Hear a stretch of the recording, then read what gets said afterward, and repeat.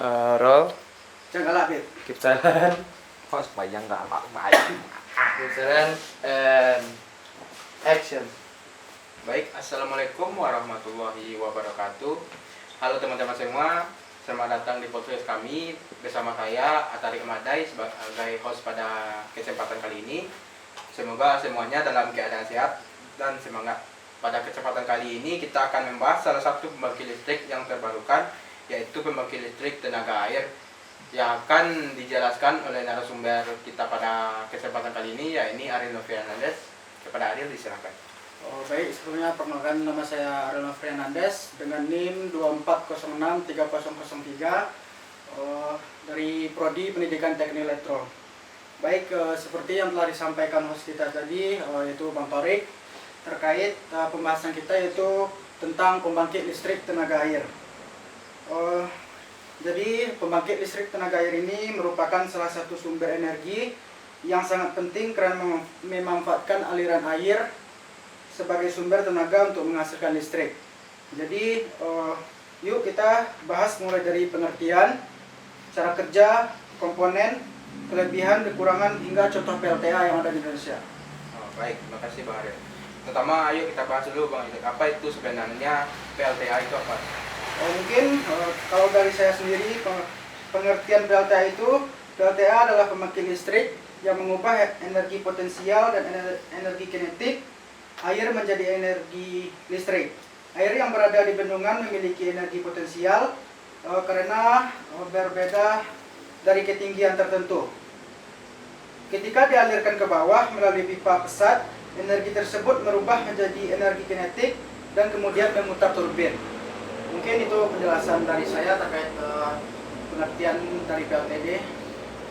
Jadi energi air itulah yang menjadi sumber utama dalam menghasilkan listrik ya Bang Ariel ya? Ya benar sekali Bang Torik, karena memanfaatkan siklus air di alam, PLTA termasuk energi terbarukan yang ramah lingkungan. Baik. Sekarang kita masuk nih kepada prinsip kerjanya Bang Ariel.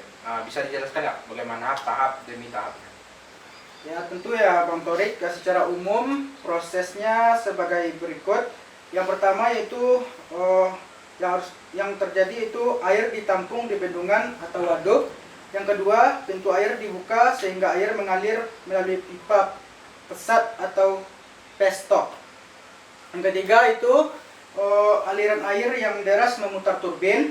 Yang keempat, generator mengubah energi mekanik menjadi energi listrik. Yang keenam, listrik dinaikkan tegangannya menggunakan transformator.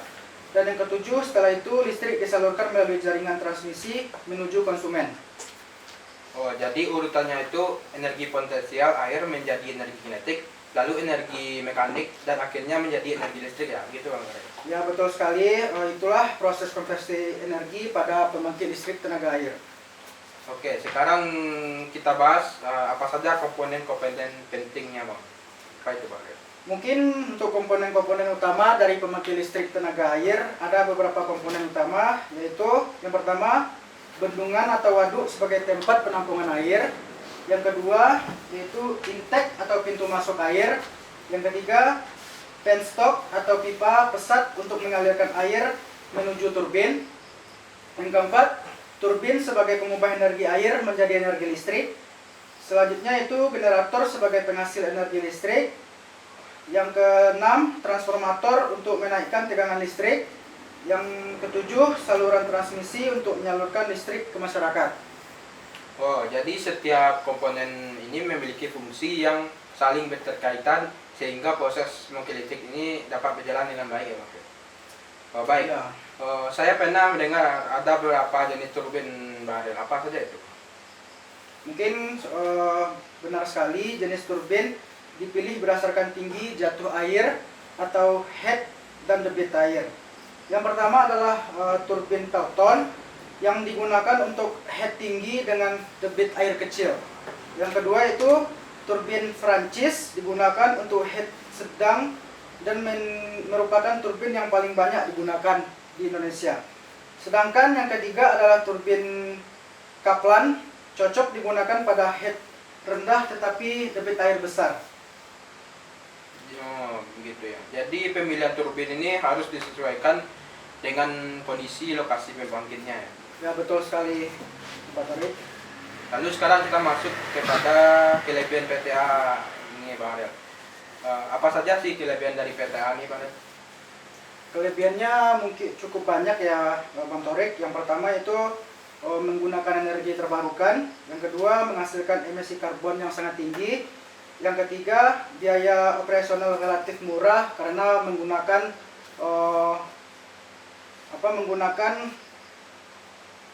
apa dari alam gitu, seperti air tadi.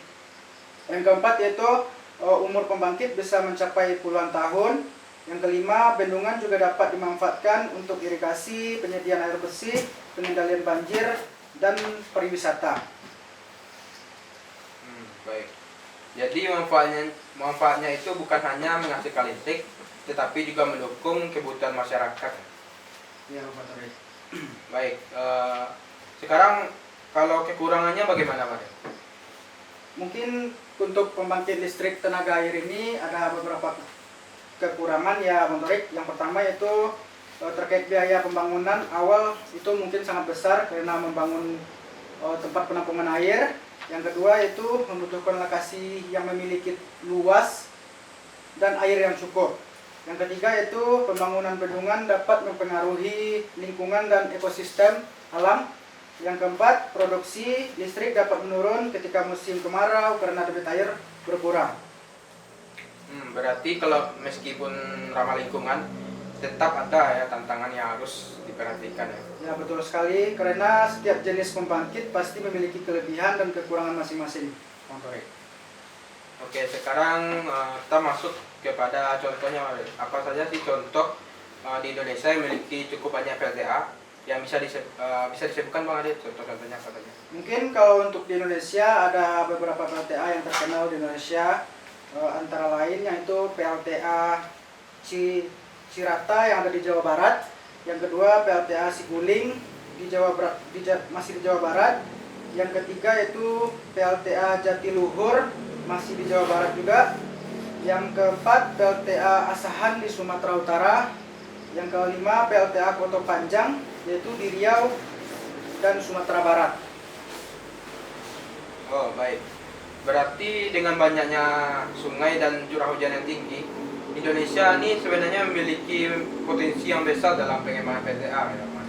Ya benar sekali Bang Torik, potensi ini dapat membantu meningkatkan penggunaan energi terbaru di Indonesia. Oke, nah, jadi menurut Bang Ariel nih, bagaimana peran PLTA ini untuk masa depan?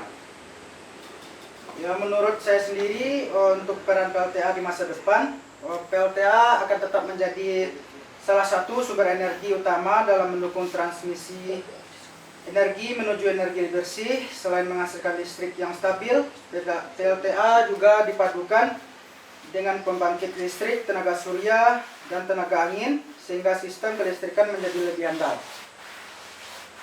Artinya PLTA ini masih memiliki prospek yang sangat baik ya, atau mendukung kebutuhan listrik nasional.